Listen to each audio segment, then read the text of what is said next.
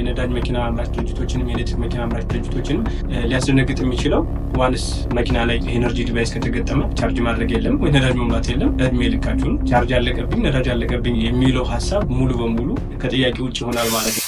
ግብጽ ካይሮ ድረስ 7000 ኪሎ ሜትር ነው ወይም ደግሞ 4 ቀን ከ15 ሰዓት አካባቢ ይፈጃል። ያንን እየነዱ ላይቭ በቲቪ እንደሚያሳይ ነው እንግዲህ ሙከራውን የገለጹት። ለምንድነው ፓተንቱን ያልተሰጠው ተብሎ ሲጠይቅ ይሄን ነገር እንድሰራ ፈጣሪ ነው የረዳኝ የመራኝ ብሎ ነው የሚያስበው።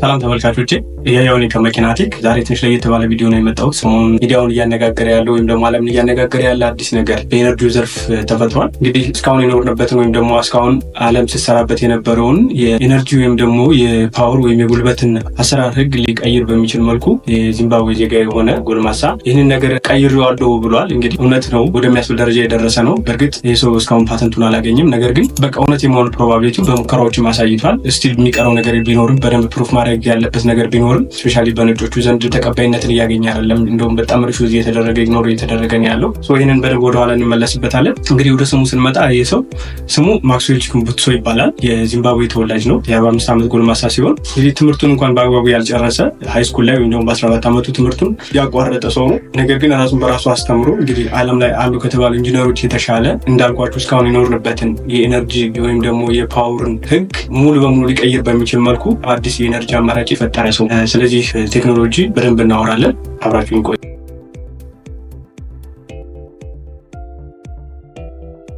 እንግዲህ የሰራው ቴክኖሎጂ ምንድነው? ማክሮሶኒክ ኤነርጂ ዲቫይስ ይባላል። እንግዲህ ይህን ዲቫይስ ለየት ያደረገው ወይም ደግሞ እንግዲህ በተቃራኒ ዓለም ከሚሰራበት እስከኖረበት ኤነርጂ አሰራር ለየት ያለ የተባለበት ምክንያት ምንድነው? ይህን ማክሮሶኒክ ኤነርጂ ዲቫይስ ከገዛችሁ ወይም ደግሞ ዋንስ በዚህ የሚሰራ መኪና ሊሆን ይችላል፣ ሞተር ሳይክል ሊሆን ይችላል፣ ወይ እንደ ጀነሬተር አይነት አማራጭም ሰርቷል። በዚህ ዲቫይስ የሚሰራ ኤኒ ነገር ከገዛችሁ ቻርጅ ማድረግ አይፈልግም፣ ነዳጅ መሙላት አይፈልግም፣ አለስ ካልተበላሸ በስተቀር እድሜ ልክ ያለምንም ቻርጅ ያለምንም እናንተ የምትሞሉበት ነገር ወይም ደግሞ የምትጨምሩበት ነገር እድሜ ልክ ሊያገለግል የሚችል ዲቫይስ ነው።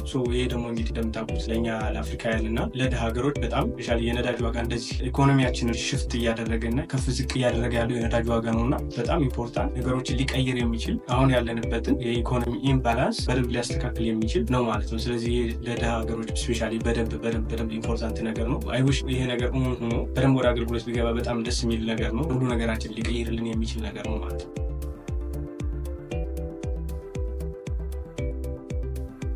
ይሄ ማሽን ፓወር ነው የሚሰበስበው ወይም ደግሞ ከየት ነው ታዲያ የሚያገኘው ብለን ከጠየቅን የሚያገኘው እንግዲህ አካባቢያችን ላይ ካለ ከቴሌቪዥን ማሰራጫዎች የሚወጣ የራዲዮ ፍሪኩዌንሲን የራሱ የራዲዮ ዌቭን ፍሪኩዌንሲ በመጠቀም የዋይፋይ አውቶዎች የሚለቁትን የሬዲዮ ፍሪኩዌንሲ በመጠቀም ከስልክ ታወሮች የሚለቀቁ አካባቢያችን ላይ ያሉ እንደውም በራዲዮ ፍሪኩዌንሲ የሚሰሩ ኤኒ ነገሮችን ኢነርጂን ኮሌክት የሚያደርገው ወይም ደግሞ ሃርቨስት የሚያደርገው ማለት ነው። እነዚህ ነገሮች ኢነርጂን ሃርቨስት አድርጎ ወይም ኮሌክት አድርጎ ነው እንግዲህ ይሄ ማክሮሶኒክ ኤነርጂ ዲቫይስ የተባለው አምፕሊፋይ አድርጎ ወይም ደግሞ አባስቶ። ምክንያቱም ራዲዮ ፍሪኩዌንሲ ማለት በጣም ትንሽ ነው። እንደውም ሜዥርመንቱ ራሱ ናኖ ቮልት በሚባል ወይም ደግሞ 10 ፓወር -9 ነው። እንግዲህ ናኖ ቮልት ማለት ኢማጂን ማክሮሶኒክ የተባለው ለዛ ነው። በጣም ማይክሮስኮፒክ የሆኑ ልናያቸው ከባድ ከሆኑ አካባቢያችን ላይ ካሉ የሬዲዮ ፍሪኩዌንሲዎች ነው ኤነርጂን ኮሌክት አድርጎ እንግዲህ መኪናን ያክል ነገር ግማሽ ሜጋዋት ወይም ደግሞ 500 ኪሎዋት ያክልን አንድን ሰፈር ሊያበራ የሚችል ወይም ደግሞ ለአንድ ሰፈር የኃይል አማራጭ ሊሆን የሚችል የሚያቀርበው ይሄ ኤነርጂ አማራጭ ማለት ነው። እንግዲህ በጣም ለማሰብ በሚከብድ ሁኔታ ይሄንን እንግዲህ ፓወር ማድረግ የሚችል ኤነርጂ ዲቫይስ ነው የሰራው ማለት ነው።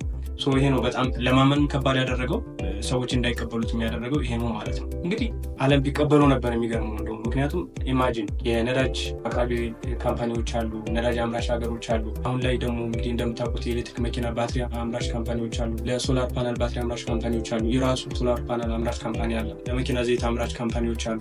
ነዳጅ መኪናንም የኤሌክትሪክ መኪናንም የሚያመርቱ ካምፓኒዎች በሙሉ ዜሮ የሚያስገባ አዲስ ግኝት ነው።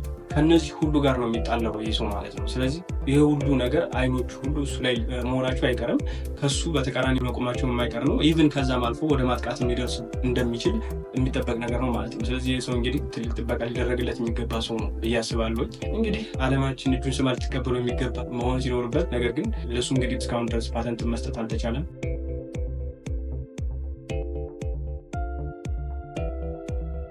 ሰው የሰራው ዲቫይስ ለጊዜው ተገጥሞባቸው ማክስዌል ቺክን ቡትሱም ለሚዲያ አቅርቦ የታዩት ነገሮች ምንድናቸው? ቴሌቪዥን ላይ ተገጥሞ ያለምንም ሶኬት ያለምንም መብራት ወይም ያለምንም ጀነሬተር ቴሌቪዥኑ በደንብ እየሰራ የታየበት ሁኔታ አለ።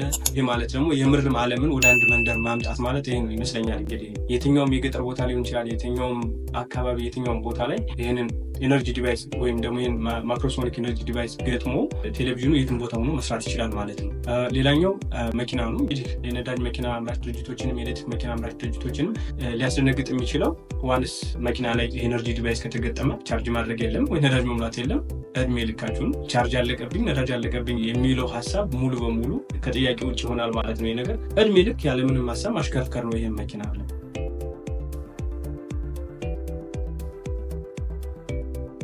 አንድ ሰፈር ሊያበራ የሚችል ግማሽ ሜጋዋት ወይም ደግሞ 500 ኪሎዋት ያክል ለአንድ ሰፈር የኃይል አቅርቦት መሆን የሚችል እንደ ጀነሬተር የሚያገለግል ዘግሪን ፓወር ኦፍ ግሪድ ማሽን የተባለ ሲሰራ ታይቷል። ሞተር ላይ ተገጥሞ ሲሰራ ታይቷል። አይውሽ ነገር እውነት ቢሆን የምር በጣም ጌም ቼንጀር የዓለምን የኤነርጂ አሰላለፍ ሊቀየር የሚችል ነገር ነው። ቀላል ነገር አይደለም።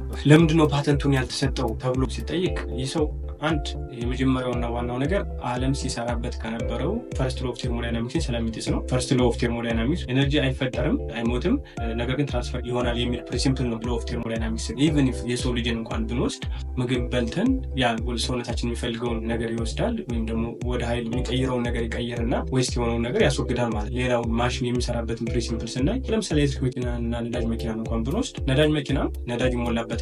የኤሌክትሪክ መኪና ስናይ ደግሞ ቻርጅ የተደረገውን በባትሪው አማካኝነት ሞተሩን ፓወር ያደርጋል። ይሄ ኢነርጂ የሚሰራበት ፕሪንሲፕል ነው። ስለዚህ ሁሌም ኢንፑት አለ ማለት ነው። ነዳጅ ላይም ነዳጅ መቅዳት ኢንፑት አለ፣ የኤሌክትሪክ መኪናው ላይም ቻርጅ ማድረግ ኢንፑት አለ። እዚህ መኪና ላይ ግን የተፈጠረው ኤነርጂ ዲቫይስ ላይ ግን ምንም አይነት እኛ ኢንፑት የምናደርገው ወይም ደግሞ የምናስገባለት ወይም ደግሞ የምንቀዳለት የምናደርግለት ኤነርጂ የለም። ራሱ ከአካባቢ ላይ ካለም ራዲዮ ፍሪኩዌንሲ ኤነርጂን ኮሌክት አድርጎ ሁልጊዜም ነፃ ነው የሚያገለግለን ማለት ነው። ሁለተኛው ደግሞ ከ10 ዓመት በላይ ቢፈጅበትም ይህንን ነገር ለመስራት ማክስዌል ቺክን ቡትሱ የሚለው ምንድን ነው? ይህን ነገር እንድሰራ ፈጣሪን የረዳኝ ፈጣሪን የመራኝ ብሎ ነው የሚያስበው። ይሄ ደግሞ እንግዲህ ዓለማችን እንዳይቀበለው አድርጓል። ሁሉም ሰው ፕሩፍ ነው የሚፈልገው። ያው በእርግጥ ገንዘቡን አውጥቶ እስከሆነ ድረስ የሚገዛው በደንብ ፕሩፍ የሚፈልግ ነገር ነው። እስካሁን በቂ ፕሩፍ አልተደረገም። በእርግጥ መኪናው ሲሽከረከር ሞተሩ ሲሄድ ታይተዋል። ነገር ግን በቂ የሆነ ሙከራ አልተደረገባቸውም። በዛ ምክንያት እንግዲህ ዓለም እስካሁን ድረስ ምንም አይነት ፓተንት አልሰጠውም። አሜሪካኖች ምንም አይነት ፓተንት አልሰጡትም። በዚህ ሁኔታ ላይ ያለው አሁን ማለት ነው። እንግዲህ ስለ ሙከራ ዝግጅት እያደረግን ነው የሚለው ለማድረግ ያሰቡ ርቀቱ ከዚምባብዌ ሀራሪ ከግብፅ ካይሮ ድረስ 7000 ምናምን ኪሎ ሜትር ነው፣ ወይም ደግሞ 4 ቀን ከ15 ሰዓት አካባቢ ይፈጃል። ያንን እየነዱ ላይቭ በቲቪ እንደሚያሳይ ነው እንግዲህ ሙከራውን የገለጹ ሰውዬው ማለት ነው። ስለዚህ እንግዲህ ይህንን ነገር ለማየት ጓጉተናል። በጣም ትልቅ ዜና ነው። እኔ በጣም እንደ ትልቅ ነገር ነው ያዩት። የምር እውነት ቢሆን በጣም ውሽ ያደረኩት ነገር ነው። እናንተም እንደዛ እንደምትሉ ኤክስፔክት አደርጋለሁ። ስለዚህ በዚህ ሁኔታ ላይ ነው አሁን ያለው። ሌላው የዋጋው ነገር ነው። ዋጋው መኪናውን ለማምረት የፈጀው ወደ $14000 አካባቢ ነው። ከአክሰሰሪዎቹ ጋር ዲቫይስ ብቻ ለመሸጥ ከተሽከርካሪ ውጭ ማለት ነው $10000 አካባቢ ነው እያሉ ያሉት። ስቲል ገና እየሰሩበት ነው። ዋጋው ላይ እና የሙከራውን ጊዜ ባይዞይ ቴክኖሎጂ ካምፓኒ ውስጥ ቴስ ቴክኖሎጂ ካምፓኒ ይባላል። የሰሯት የተሽከርካሪ አይነት ደግሞ ቴስ ኢቪ1 ትባላለች። ቦዲውን ወይም ሸሉን የሰራው የቻይና ካምፓኒ ሲሆን የተሰራው ቦዲ ላይ ነው እንግዲህ የማይክሮሶኒክ ኤነርጂ ዲቫይስ የሚገጠመው ማለት ነው። ስለዚህ ለጊዜው መኪና አምራች ድርጅቶቹ ሌላ ናቸው። የቦዲውን ፓርት የሚያመርቱት አሁን የቻይና ካምፓኒዎች ጋር ነው ዲል ያደረገው። እነሱ ያመርታሉ የቦዲውን ወይም ሸሉን ፓርት። ዋናው ልቡም ማይንዱም ማለት ይቻላል ጉልበቱም ማይክሮሶኒክ ኤነርጂ ዲቫይስ ነው። ስለዚህ እሱን ቦዲው ላይ ይገጠማል። በዛ ኮላቦሬሽን አማካኝነት ነው አሁን ያለው።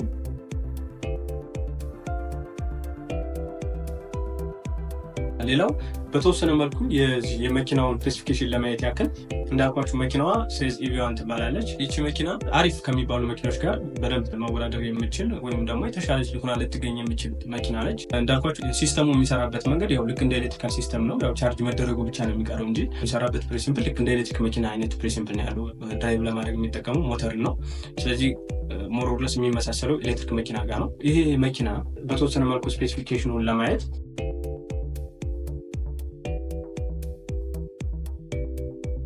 እዚህ መኪና ላይ የተገጠመው 160 ኪሎዋት የሆነ ሞተር ተገጥሞላታል። ከ320 እስከ 380 ኒውተን ሜትር ቶርክ ማመንጨት ትችላለች። እንዲሁም 215 የፈረስ ጉልበት ያክልን ኃይል አላት ወይም ደግሞ ጉልበት አላት። ከፍተኛ ፍጥነቷን ስናይ ደግሞ 220 ኪሎ ሜትር በሰዓትን መሮጥ ወይም ደግሞ አክስለሬት ማድረግ ትችላለች። እንዲሁም ከ0 እስከ 100 ኪሎ ሜትር በሰዓት ድረስ ለመፈናጠር 2 ሰከንድ ብቻ ይፈጅባታል። ይህ ማለት በጣም ኢንሴን ማለት ብዙ መኪኖች ላይ የሌለ ነው ይሄ ነገር።